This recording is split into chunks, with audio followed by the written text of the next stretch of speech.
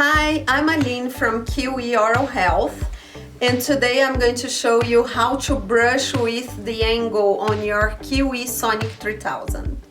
First, you hold your brush with your fingertips. So here you are going to hold your toothbrush like this, point with the handle down. The heads need to point to the back of your mouth and bristles parallel to your gum line. So my handle is down, I do small circles or up for the lower part, down for the upper part. When we arrive in the middle, we need to flip the brush. So we are going to roll the brush in our hand and flip it to the other side. So the head is still pointing to the back of my mouth and the bristles are parallel to my gum line. And now to go to the interior of my mouth. How do I do that? The same thing. I'm putting the handle up for my lower part.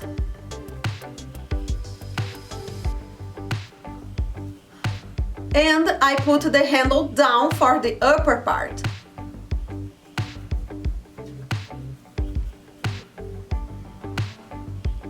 Thank you for watching.